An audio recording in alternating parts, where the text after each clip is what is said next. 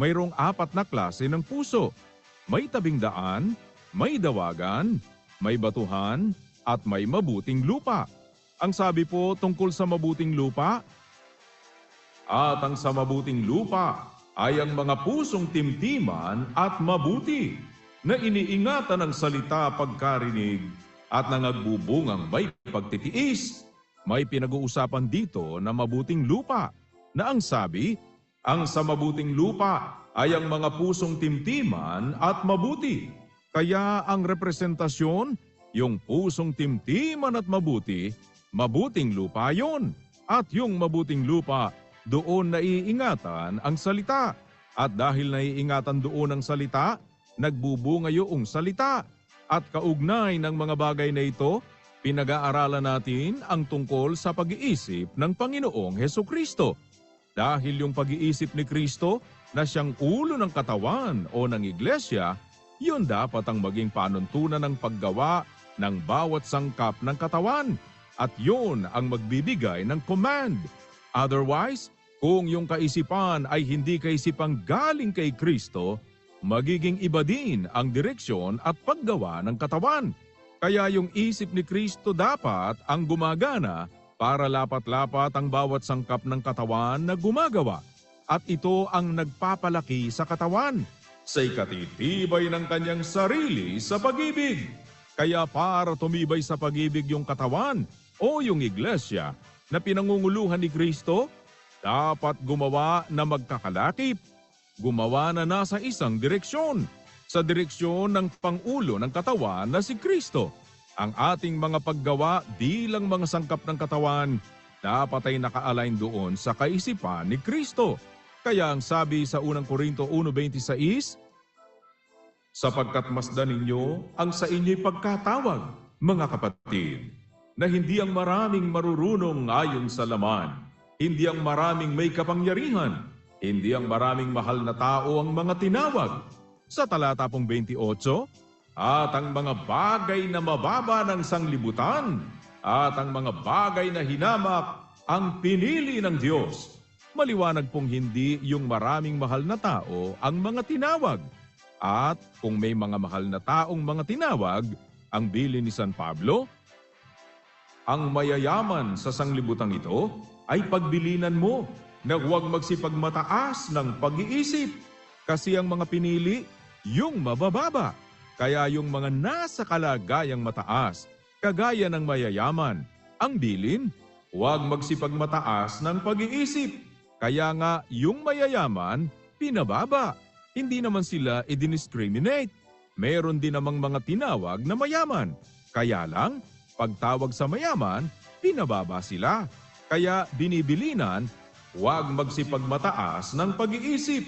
Kaya sinabi ni Santiago iyon na, ang mayaman dahil sa siya'y pinababa.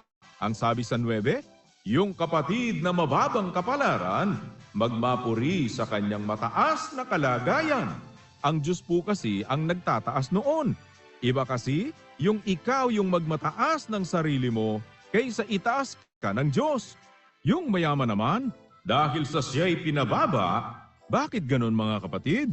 Ang sabi ng apostol na si Pablo, mangagkaroon kayo sa inyo ng pag-iisip na ito'y na kay Kristo Jesus din naman. Kailangan mataglay natin ang pag-iisip ni Kristo dahil iyon ang direksyon natin. Paano po ba iyon? Na huwag ninyong gawin ang anuman sa pamamagitan ng pagkakampi-kampi o sa pamamagitan ng pagpapalalo, kundi sa kababaan ng pag-iisip. Mangagkaroon kayo sa inyo ng pag-iisip na ito'y na kay Kristo Jesus din naman. Ano po yung pag-iisip na iyon na kay Kristo Jesus din naman? Na dapat na magkaroon tayo? Yun po yung kababaan ng pag-iisip. Kaya nga, yung mga may tendency na magkaroon ng mataas na kaisipan, binibilinan na huwag magsipagmataas ng pag-iisip. Dahil kung minsan, ang sabi nga ni Kuya, hindi naman lahat, pero may tendency na pagmayaman, maging mataas ang kaisipan.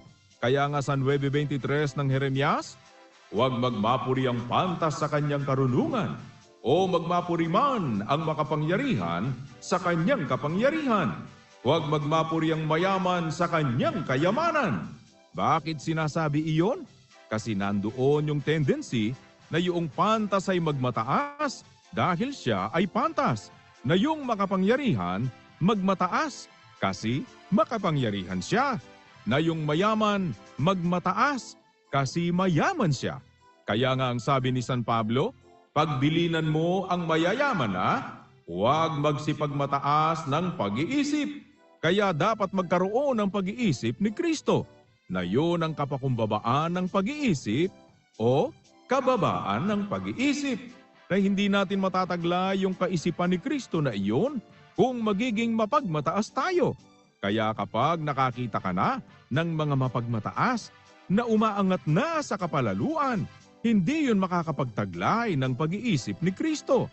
Ang sabi po sa Kawikaan 11:2, pagka dumarating ang kapalaluan, ay dumarating nga ang kahihiyan, ngunit nasa mababa ang karunungan.